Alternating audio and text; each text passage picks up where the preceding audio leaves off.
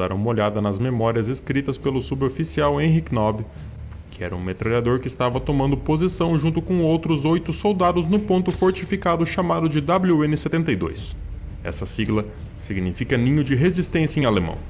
Essa posição ficava na infame praia de Omaha, onde a resistência alemã estava mais fortificada. Vamos lá.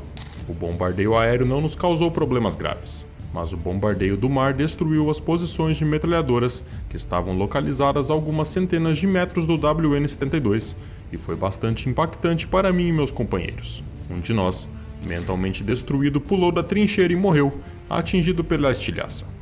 Os terríveis estrondos cessaram e, como vocês podem imaginar, isso nos trouxe um grande alívio. Senti um zumbido nos ouvidos e também havia sangue no meu rosto que escorria pelos meus olhos. Percebemos que o fim do bombardeio significava que o desembarque começaria a qualquer momento, então lavamos os olhos com água dos nossos cantis. Retiramos as lâminas de metal que cobriam nossas trincheiras, nos levantamos lentamente e, um por um, colocamos a cabeça para fora da barreira de concreto. Coloquei minha MG-42 na lagoa e me lembrei de como meu pai me disse várias vezes que o haviam obrigado a fazer isso quando ele era metralhador na Batalha do Somme durante a Primeira Guerra Mundial. Enquanto estávamos abrigados, os barcos de desembarque e as embarcações se aproximaram bastante da costa. Eu ainda não sabia quem eram as nacionalidades dos homens sentados nesses barcos. Havia muitos deles. Cerca de uma dúzia deles se aproximava de mim atravessando as ondas. Eles pareciam estar a 1 quilômetro da nossa posição, mas pudemos ver ao longo de toda a praia que eram muito mais, e eles se aproximavam cada vez mais. Atrás deles, vimos enormes navios de guerra de todos os tipos. O mar estava completamente invadido por essa enorme multidão. Talvez você tenha curiosidade de saber o que eu pensava ao vê-lo se aproximando. Francamente, não lembro de nenhum pensamento ou sentimento claro na minha mente, exceto pela preocupação de saber se a minha metralhadora havia sido danificada pelo bombardeio. Disparei uma rajada de 1 segundo para testar ela. Os rapazes da segunda equipe de metralhadora gritaram para que eu parasse o fogo e seguisse as ordens. No entanto, eu gritei para que eles testassem as suas metralhadoras e eles fizeram isso.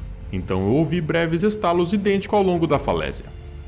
Os sobreviventes do bombardeio estavam testando as suas armas. Nossa artilharia pesada então abriu fogo. Eram canhões de 88 mm colocados em casamatas ao nosso lado. Tínhamos 3 desses canhões em nossa seção, mas apenas 2 disparavam e eu concluí que um estava destruído. As tripulações desses canhões dispararam com muita precisão e acertaram a seção de proa de um dos barcos de desembarque. Era um projétil altamente explosivo. Ele atravessou e detonou dentro do barco. Eu vi que uma das embarcações que se aproximava da minha posição havia sido atingida da mesma maneira. A sua rampa foi lançada para o alto e eu vi dentro dela muitos homens feridos, mas havia outros que não haviam sido atingidos. Eles começaram seus reforços para escalar pelas laterais do barco, pois ele estava inclinado para frente e a sua proa estava inundada de água.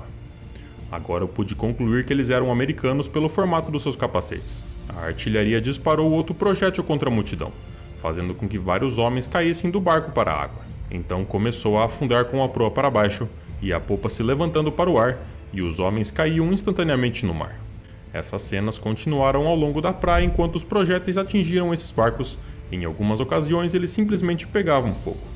Nesse momento, os barcos começaram a disparar contra a praia para neutralizar nossa artilharia, conseguindo o resultado desejado.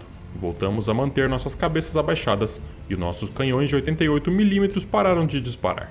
Mas continuei observando minha brecha e percebi que, apesar das perdas, os barcos de desembarque haviam começado a descer as rampas e os homens que estavam dentro começaram a sair e entrar na água. Eles não estavam com pressa e tudo acontecia de forma ordenada, muito organizada. Os barcos paravam onde a água chegava até o peito ou pescoço das pessoas. Na maioria das vezes, os homens lutavam para avançar um por um, agarrando a mochila do homem à frente. Tudo parecia como se estivessem em um treinamento de combate ou em exercício. Quando o último homem entrava na água, o barco dava a marcha ré, fechava a rampa e os outros barcos se aproximavam da praia pelo lado. A disciplina e a habilidade dos soldados, a forma como os barcos eram manuseados foi espetacular. Então, as primeiras linhas desses caras se dirigiam para mim. Essa é a única palavra adequada para a situação. Eles se moviam devagar e de forma ordenada. Eles já estavam em um lugar onde a água era menos profunda. As ondas agora os atingiam até o peito ou cintura. Foi justamente nesse momento que abrimos fogo conforme a ordem. Eles estavam a cerca de 400 metros de nós. No começo, eu não apontei para ninguém em particular, mas movi a arma de metralhadora de um lado para outro pela praia. Dessa forma, Cortei vários homens em cada linha. Você deve lembrar que a MG-42 era uma arma de poder tão grande que as suas balas frequentemente atravessavam o corpo humano e atingiam tudo o que estava atrás dele, então muitos desses caras morreram por balas que atravessaram o corpo de 1 ou 2 homens à frente dele. Depois disso, comecei a atirar de forma mais seletiva para economizar munição. Disparei rajadas curtas para pequenos grupos de homens e os acertei dessa maneira. Os americanos tentaram resistir, alguns inclusive tentaram chegar mais rápido à costa. Eles ainda se moviam bastante devagar, e devido a isso, a uma curta distância de mim, eles pareciam alvos muito fáceis. Em várias ocasiões, eles tentavam ficar na água até o pescoço, provavelmente na esperança de que assim ficassem menos visíveis. Eu não atirei neles, porque eu não podia ver eles avançando. Em outros casos, os homens tentaram se abrigar atrás de arbustos ou buracos de antitanques, mas eles eram estreitos demais para fornecer proteção a um homem e também foram atingidos pelas nossas balas. Outros caras que vi estavam deixando cair as suas mochilas e equipamentos e correndo em direção à areia, tentando atravessar a praia e alcançar o quebra-mar. E é claro, eu dei uma atenção especial a eles e tentei garantir que nenhum passasse mais de alguns passos. Agora, uma segunda metralhadora nossa estava operando da mesma forma e juntos impedimos que os americanos chegassem à praia em frente a nós. Eu também atirei da praia contra os que conseguiram chegar à areia. Durante essa ação, ocasionalmente havia barcos disparando contra nós, e atrás dos barcos de desembarque havia embarcações disparando foguetes sobre as dunas. As explosões desses foguetes eram grandiosas, mas eles não atingiram o alvo. Enquanto isso, um dos nossos canhões de 88mm disparou novamente e afundou mais alguns barcos de desembarque. Toda a área de água à nossa frente estava cheia deles, e os soldados que já haviam desembarcado colidiam com os barcos incendiados ou à deriva, danificados e sem controle. Francamente, eu não tenho uma ideia exata de quantas pessoas eu matei. O que eu posso dizer é que as águas rasas bem à nossa frente estavam cheias de corpos, não menos do que 100 deles.